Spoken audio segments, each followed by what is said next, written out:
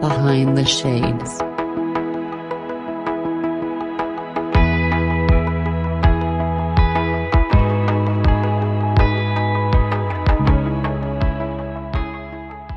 So I'm Dr. Marcia Martin. I call myself the heart healer because I work in the energetic realm, helping people to recover from abuse and trauma. And that's what I think I want everyone to know more than anything else, is that recovery is possible. Because when you heal the heart, and I'm speaking about the energetic heart, when you heal the heart, when you are no longer responding to the previous pain and trauma that was running the show, or the fear that was running and ruining your life, then your life is going to transform, because we receive into our lives what we put out into the world energetically, either through our conscious mind or our subconscious mind. So getting into the heart space and doing that healing work is imperative, so that your subconscious mind won't be sending out a panic, fear, pain program, while your conscious mind is trying to say, send me wonderful things. Because if you've got that conflict, the heavier, more practiced program is going to be in charge. The subconscious is going to get its word out there. And the conscious mind, which we are not conscious much of the time, unfortunately, the conscious mind will be like a little bird chirping occasionally, but the subconscious will be that heavy foot on the gas pedal saying, yeah, pain is all I know. Bring me more pain. It's just what I'm used to. And that you may be then confused about, why is my affirmation program not working? Or why is it that I'm trying so hard, but I'm not seeing change? If that's happening to you, it is because there is this energetic blockage that exists in your heart that you need to clear first, so that you're all on one plan. You're all together, you're sending out the message of what you do want, and you're not running into any roadblocks or confusion. So you can find me on my website, which is mmhearthealer.com. And we have just added something new, so that if you want to work with me and finances are difficult, you can now join one of our pay as you pay what you can group counseling programs through the Heart Healing Foundation, which is just an extension. It's the same work. It's just offering you this service, even if your finances are not up to being able to pay for private care. There's a time in my life where I just wanted to be the best person that I could be. And I was trying to figure it out, like so many people, right, Marcia? And you mentioned energy work, and you mentioned the conscious, subconscious, and unconscious parts of our mind, right? And I think I had that battle where my subconscious mind was, Terrain, you want to do this, you want to be this way. And then I was like, wait a minute, this isn't helping me find the success that I want. In the people that you help, and from your experience, what is the source of that conflict between what we want to do, what we're used to doing, and what we're trying to figure out, this doesn't work anymore for me, I want to change? Unfortunately, it is almost always rooted in a time when you felt powerless or victimized. And so it doesn't seem fair that we would put that part of ourselves in charge. But what we need to recognize is, as a child, or in a situation where we don't feel that we are powerful, we'll do whatever we can to protect ourselves. And so the best that we can come up with is, hey, I'm going to remember this, and I'm going to make sure I never fall for this, or I'm never weak or vulnerable to this again. And we create a program that tells us, run, freeze, or fight your way out. And unfortunately, we're just using the weakest part of ourselves to do the fighting, to do the response. And we need to use the highest, most integrated part of ourselves if we're going to see that success.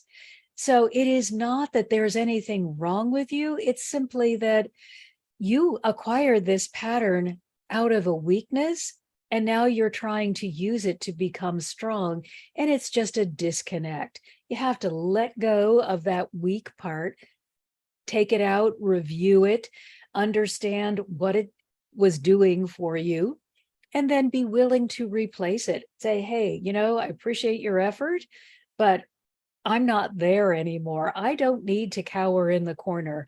I can react and respond with something that is going to move me forward.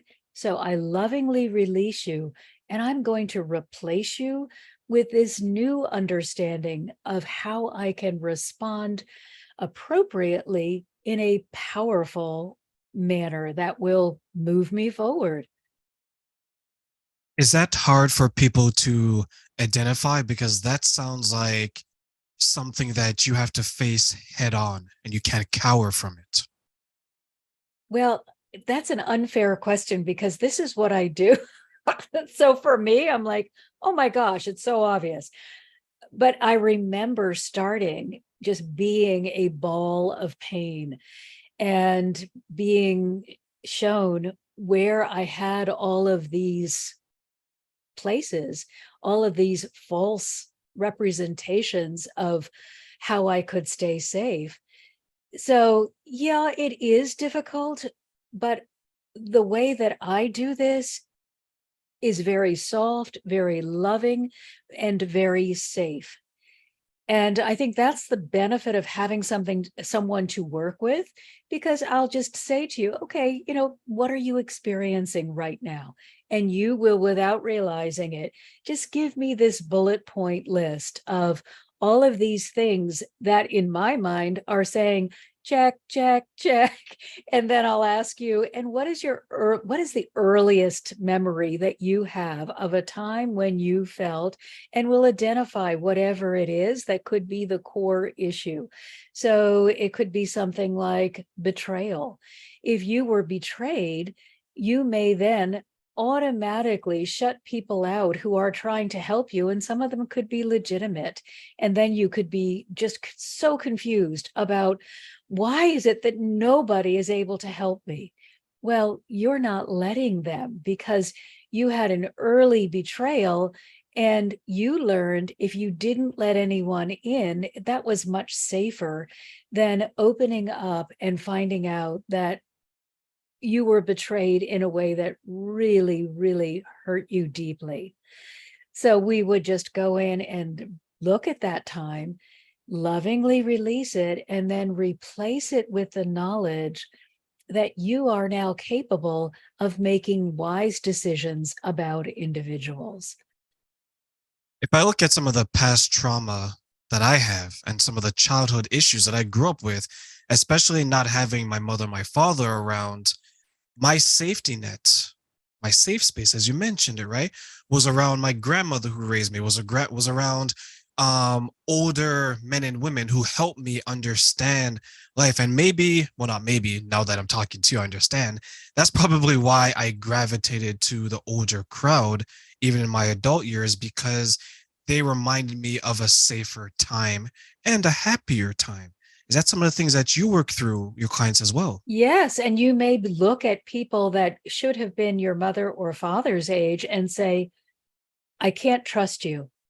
So I can't explore this opportunity with you, without realizing that that person had an open door that was safe for you. You immediately shut it because it was too close to a repetition of a time that was unsafe for you. Even though your grandparents were loving and wonderful to you, you still had that, I am not safe around people that are in their 20s when I'm little, or, have that 20 to 30-year age gap. I'm not safe around those people. And you could never articulate why. And you have no idea how many experiences for growth or forward movement that you may have denied yourself because it was so important for you not to allow yourself to connect meaningfully with someone who was 20 to 30 years older because you were just waiting for them to be taken away. So that other person that might be 50 or 60 years older than you, who was consistent, oh, I can depend on them. They showed me that they can be here for me continuously. That makes a lot of sense. And if any of my ex-girlfriends are listening to this, they're probably going to be very upset. And they're going to probably agree with you saying that I knew it. It wasn't me. It was him. But you're absolutely right. Because if I were to look at some people and they reminded me of more difficult times, harder times, Right. colder And times, right? why do we want our present to be filled with the pain of our past? We think we are creating this, beautiful golden walkway by staying away from that painful past. But what we're not realizing is we're also preventing ourselves from opportunities and from really experiencing a full life. Or we may pave that walkway with all of our weaknesses and then really shame ourselves for not being more successful.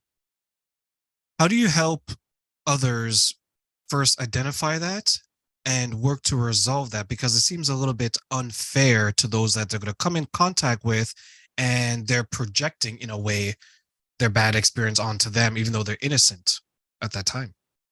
And that is very true. We all do it. There is no one, unless you are extremely enlightened, you are going to automatically project whatever is inside you, especially the hurt and the pain, in relationships. And the more the relationship matters to you, the more likely that hurt and pain is going to be projected because you're trying to test whether this person is going to be safe or they're going to be, I need to run away. So you will quickly bring out the wounding after that initial honeymoon period. You want to bring out the wounding to decide, can I invest in this person or do I need to really get out of here quickly because they are not safe and I just can't emotionally process being hurt in that way again. So the way that I do it is all through energetics because I'm clairaudient. I can work with the angels and all of the energetic beings. So they tell me, as you're talking, they're talking to me as well. And they're saying, oh, look at that. Look at that.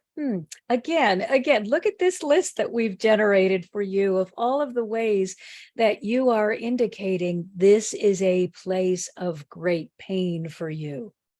And then they take us into the heart. And what is the most wonderful part about this work is that they are very adamant that you never go alone. One of the things that trauma teaches us is no one will help us. We're all alone. We're not powerful enough to handle the situation, and it will probably be painful. So we can't bring that message and expect to get clearing. We're just going to get more running away. No one would ever run into that and say, yeah, okay, I'm ready to address it unless you're a martyr. So their program is we're here and we do the heavy lifting. The Christ consciousness creates a safe space and says, absolutely, you will not go before me. I will go first. I will identify the pain. You will be able to look at it without feeling any kind of trauma related to it, but you'll be able to see it for what it really was. And you'll be able to identify your reaction and see whether your reaction was appropriate. And then we'll help you release it. So there is no painful deep dive into your past where you have to feel guilty or foolish or any of that negativity. There is just this opportunity to see, wow, I was completely unprepared And yet I managed to navigate an extremely difficult situation. But now I have tools. Now I'm older, I'm wiser, I'm stronger, I'm more powerful. That thing doesn't really impress me anymore. I can just let it go. So it's an agreement. You have to be in agreement that you want to let it go. No one's going to force you, but it definitely shows you you were an amazing being to make it through that time. But those coping mechanisms aren't working anymore, so you can let them go. You're not 3, you're not 4. You have a whole new toolbox to work from. So let's adjust how you're responding to the toolbox and the knowledge that you have in this present moment. So Marsha, the energy work, take us through that because I know that's an important piece when it comes to healing our past trauma and our past pain. So, what are the steps and the process of that? Well, I think it's important for all of us to understand that even though we all live in physical bodies in order to exist in this physical plane, there is an energy that we all are made out of. So I believe most of us understand that it is impossible for the soul to die. The soul is really who you are. You adopt these physical outer coatings for the journey that you have chosen. But the soul is what is the everlasting being that you are going to bring again and again and again into the life journey. The soul is what is gathering the wisdom. It doesn't leave it behind with your physical body. It carries it forward to help you be even more prepared for the next time. So we think that we're moving around in these little units that are only this big. Instead, we all extend out energetically about 3 feet, which is why we can often feel somebody before we see them. So you may feel as you're walking into the room, gosh, I'm not sure I want to go in there because it feels uncomfortable, but it may not register until you see that there are other people and perhaps you look at their faces and they've just had an argument or something and you recognize, oh yeah, I'm not sure I really want to go in there right now.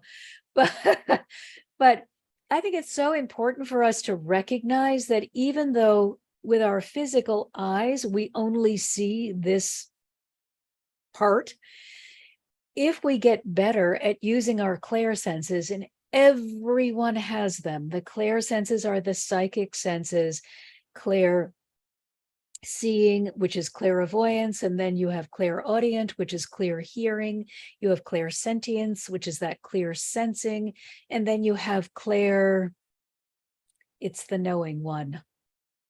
Oh shoot, it'll come to me. But we all have these clair senses that are operational even when we are not paying attention to them. What's lovely is when we start paying attention, then we start getting much more information. But always we are operating within this energetic web, and it's what is giving us the information that our brains are registering as thought. So I think another place we get mixed up is there is a lot of emphasis on the brain. Oh, if you just change your mind, your life is going to be so much better. And then you begin repeating affirmations or trying to do only use special words or only repeat in this order, this particular prayer or poem or recitation, whatever it may be. And you may not find that that is giving you any kind of change or any kind of real attachment to moving forward. And that can be because you're just doing it by rote. You're just repeating a series of things that you memorized, but there's no emotional attachment to it. And that's why you might have that disconnect and not see that you're making any progress, because the mind is not in charge. The mind is like in the back seat while the heart is driving your boat. So if you want to really make progress, you must begin in the heart and do the work there, and then know that you're going to be feeding that information to the mind. And then the mind is good at keeping it going once the heart has it started. So it's almost like the heart gets you, the traffic light turns green and the heart gets you going forward, but you're moving on to a highway. Once you meet cruising speed, you can kind of go on without paying too much attention. That is the mind. The mind is sort of your cruising speed, but the heart is going to move you out of the gate. And if your gate is locked, the mind can't help you. So you've got to make sure that this space in the heart is free and clear and feeding you the information that you want the mind to receive. We've got to remember there are more neurons going from the heart to the mind and from the mind to the heart. So even though we've been taught the brain does all the thinking, it's the heart that is driving the entire mechanism. There's something that you mentioned where you can feel people from the 3 feet. And there are times where I would walk down the street and you can sense in a way when someone's having like a difficult time or a bad day, right? There's people who are attuned enough to say that, Marcia, it seems like you're having a difficult day, because they get that energy exchange, right? Is it Right. sometimes similar to that where you can be giving off energy either because you want someone to assist you with it or unknowingly, but yet that invites someone to still assist you? Oh, absolutely. We are always giving off energy. And what the goal is, obviously, to get yourself to such a beautiful place of tranquility, love, joy, and peace that you are an overflowing fountain of support for everyone around you. But yes, we are always giving off energy. And those of us who are sensitive to energy or have spent more time in this way of being can easily understand you may be needing extra support. And then I always send an energetic blanket of love, unconditional love and acceptance to anyone who is having difficulty. It's the one thing that absolutely everyone can do anywhere that will not cost them anything and will not put you in danger. I never recommend that if somebody is having a bad day that you don't know, if you don't know them personally and have no history with them, it's not always advisable to go up and interfere, because some people are not mentally stable and this is going to cause you a big problem and make them feel really badly if they end up hurting you without meaning to. So what you can always do is weave a blanket of pink and gold light, which is just the energy of unconditional love and acceptance, and you offer that to whomever. I offer it 3 times, and then I tell my blanket, if the person I've chosen as the recipient doesn't want it, just let it go on to someone who does. You mentioned that we all can do this. Is this something that we can train ourselves to become more efficient at and therefore help more people as well? Well, absolutely. And I think what's important is everything must begin with you. So if you are a helper persona, you are not to go running around looking for people that are feeling badly so that you can throw blankets of pink and gold light. It sounds lovely, but it is absolutely backward in the spiritual efficiency realm. And we have to understand that the divine are the masters of efficiency and of using energy correctly. So your goal is to be in your greatest state of alignment with the divine. You want to be so harmonious that you are able to function in a continual state of just peace, of joy, of it's feels like humming. It's just feels like, I'm really in a good space. When you're in that space, you're going to be filling yourself up. That's what you want to do first. It's the you first mentality because you can't help anyone when you're empty. So the divine suggest, or not just suggest, they demand. They say, no way, we do not want you out there doing work for us, which means that you're going to be empty. You must first commit to loving this vessel, filling up, knowing us, continuously interacting with us, and filling up until you are overflowing. Now, let's remember their blessings don't come and go. They're not a rainstorm here today, gone tomorrow. They are continuously flowing. So if you are continuously open, you will continuously be filling, and then you will have an unlimited amount of energy that you can share with others in whichever way is best for you. So it's always about you first. You clear, you heal, you purify this inner being. And by purify, it doesn't mean you never make a mistake or say a bad word or do the wrong thing. Purify simply means you are forgiving and forgetting those mistakes. You are not allowing yourself to be filled up with negativity or toxicity or any dark products that could make it more difficult for you to be in alignment. You are clearing them away as quickly as you recognize them, and you are opening so that you have this wonderfully huge avenue by which you can converse with the divine, and therefore you can become even more impactful in your own life and in your work in the world. Is that perhaps why some people take on other people's trauma, their problems and burdens, and then they're unable to function effectively because now they're imbalanced, and not only are they trying to resolve their own issues, they're trying to resolve the issues of the world where they may be ill-equipped to do so. You are singing my song. That was me for probably the first 45 years. There wasn't a problem that I saw that I didn't want to take ownership of. The problem was I was coming from a weak place and just responding with my own previous trauma.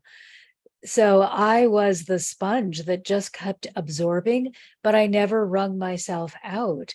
And it confused me. Why is life so difficult for me when I'm trying so hard to do the right thing? Well, I had never done the work on me. And so I just became like dead weight trying to pull myself through life and didn't know how to say no to everyone else's garbage, and then was completely ineffective, but just kept trying to do something that would be worthwhile. It wasn't until I just collapsed under the weight and finally understood, oh, I got to clean all this stuff out, all the stuff that belongs to me, all the stuff that I've collected from other people. And then once I'm clear, I have to fill up unusable energy that will first benefit me and then benefit others once I'm overflowing. What are some of the ways that you learn to fill yourself up, and how does that maybe assist others in filling themselves up as well? Well, the way that I cleared out was the heart healing process that I teach everyone that I work with. And the way that I fill back up is just to stay in alignment with the divine. When you are actively wanting to create a relationship with the divine, and this is not a religious avenue. If religion works for you, great. But a relationship is simply being open to the idea that unconditional love and acceptance are the only thing that you will receive from a loving creator. And then you begin looking for examples of this unconditional love and acceptance everywhere. You begin filling your energetic beingness with it, and then more examples are being presented to you over and over and over again.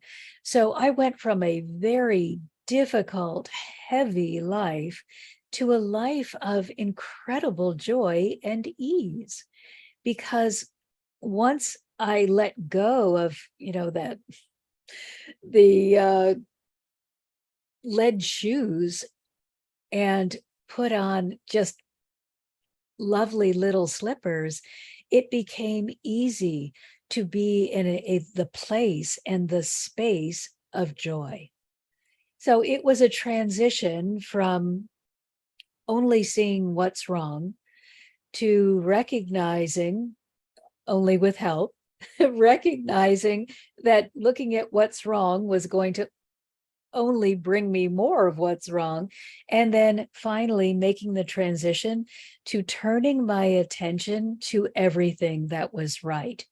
Now, they are saying, you still recognize that there is a problem. You just don't put your attention on the problem. You put your attention on the solution. So it is not stick your head in the sand. It is, oh, I recognize that this is not moving forward in the direction that I want. Now, what do I need to do in order to go in the direction that is for my highest good? So it's not recognize the problem and then get stuck in the fact that there's a problem. It's recognize the problem and then take appropriate action to move into the solution space. And Marcia, as we close, what advice do you want to give those who are having some difficulty? They're listening to what you're saying and they're so eager to make their change, but they're having a roadblock that is preventing them from reaching their destination. The most important thing you can do is to be kind and loving to yourself. You, no one else, you are the one who is the final creator of the life that you are living. Other people can try to influence you, but if you say, no, thank you, no way, no how, there is nothing that they're going to be able to do that can turn your ship around. So you've got to do the work, the heavy lifting for you. And that is begin by saying, I am no longer going to receive or allow myself to speak in a way that's unloving. No more criticism, no more condemnation, no more negativity. Instead, I will speak loving words of affirmation to myself, even if I find a part of myself that I would like to correct. I will acknowledge, gee, I'd like to make this correction. And then I will immediately find something about myself that I love, and I will focus on that so I won't fight the correction. So let me give you an example. Let's say I weigh 500 pounds and I want to lose weight. Well, I can address that two different ways. I can say, you are a fat slob. Ugh, you look so disgusting. Nobody can stand you. You really need to lose weight. I am now completely demotivated and heading for the next bag of chips and quart of ice cream because I feel ashamed. Or I can say to myself, well, I weigh 500 pounds. that doesn't really feel good. I'm not really comfortable at this weight, so I'm ready to make a change. And now I'm going to encourage myself by thinking about something that I've done that I can really appreciate, and I'll use that to motivate me. So perhaps I wrote an incredible blog article. Wow, I'm really proud of this blog article that I wrote, or I've gotten a promotion at work, or something. I'm so proud of that. I'm going to use that feeling good to prevent me from eating the bag of chips and the ice cream, and maybe motivate me to take a walk.